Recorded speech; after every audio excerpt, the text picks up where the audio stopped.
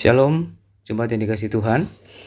Hari ini kita akan merenungkan satu bagian firman Tuhan dari Kisah Rasul 5 ayat 40 hingga 42. Demikian bunyinya. Mereka memanggil rasul-rasul itu, lalu menyesah mereka dan melarang mereka mengajar dalam nama Yesus. Sesudah itu mereka dilepaskan. Rasul-rasul itu meninggalkan sidang mahkamah agama dengan gembira karena mereka telah dianggap layak menderita penghinaan oleh karena nama Yesus. Dan setiap hari mereka melanjutkan pengajaran mereka di bait Allah dan di rumah-rumah orang dan memberitakan Injil tentang Yesus yang adalah Mesias. Saudara, pernahkah saudara mengalami penolakan atau olok-olok dari orang-orang sekitar Anda, mungkin itu teman-teman Anda, karena saudara mengatakan sesuatu atau melakukan sesuatu yang saudara anggap benar, tapi justru tidak disukai oleh teman-teman saudara. Misalnya bila Anda menegur, mengingatkan teman-teman saudara yang mungkin sedang bersikap buruk, bersikap tidak benar, tapi ketika saudara menegur mereka malah mentertawakan Anda. Bagaimana rasanya? Tentu tidak nyaman. Apalagi jika penolakan itu disertai dengan kata-kata sinis. Ya, bahkan mereka mungkin mengucilkan saudara. Ya, tentu ini adalah sesuatu yang tidak menyenangkan. Kita mungkin akan kecewa, marah, dan mungkin juga sudah tidak mau melakukan hal itu kembali. Nah saudara, dalam bagian ini dicatat para rasul juga mengalami penolakan. Mereka bahkan diancam, dianiaya oleh para pemimpin Yahudi karena para rasul itu terus memberitakan nama Yesus kepada orang banyak. Yang menarik dalam kisah ini, sekalipun mereka telah diancam dan dianiaya karena kesaksian mereka, namun dikatakan bahwa mereka terus bersaksi. Dan bahkan mereka bersuka cita karena dianggap layak menderita karena nama Yesus. Tentunya ini bukan hal yang lumrah, bukan? Bahwa seorang bisa merasa gembira justru saat ia baru saja menderita, dianiaya.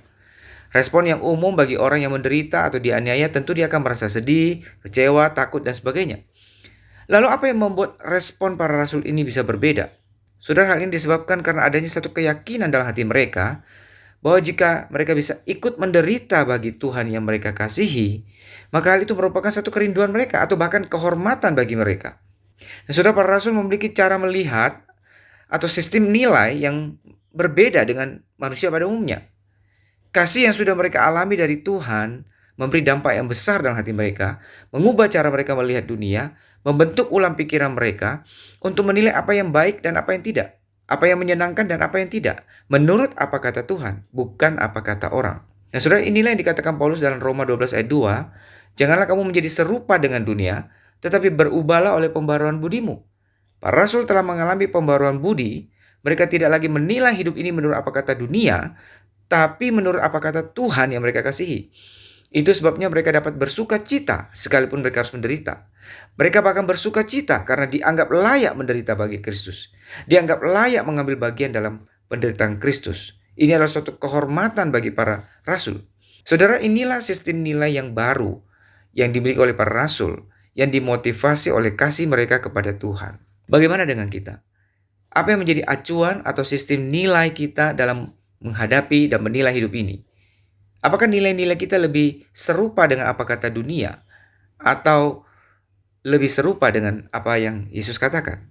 Jika kita sudah mengalami kasih Tuhan, maka kita seharusnya mengalami pembaharuan budi dan hidup kita, pikiran kita diselaraskan dengan ajarannya. Dengan cara bagaimana kita bisa hidup dalam pembaharuan budi? Yaitu dengan menghayati setiap perkataan Yesus, sehingga perkataannya, firman-Nya tertanam di hati kita, membentuk ulang sikap hati kita. Para rasul tentu tidak lupa dengan setiap ajaran yang sudah mereka terima dari Tuhan Yesus. Dan setiap kali mereka mengingat kasih Tuhan, pengorbanan Tuhan bagi mereka, maka mereka didorong, dimotivasi untuk menjadikan ajaran Yesus, perkataan Yesus sebagai cara hidup mereka, sebagai nilai-nilai utama dalam hidup mereka. Nah saudara, demikian juga dengan kita. Setiap kali kita mengingat kasih Tuhan, pengorbanan Tuhan, baiklah kita hidup menurut perkataannya, selaras dengan kehendaknya. Kita belajar menyukai apa yang Tuhan sukai, mencintai apa yang Tuhan cintai. Sehingga kita terus diubahkan menjadi lebih serupa dengan Kristus.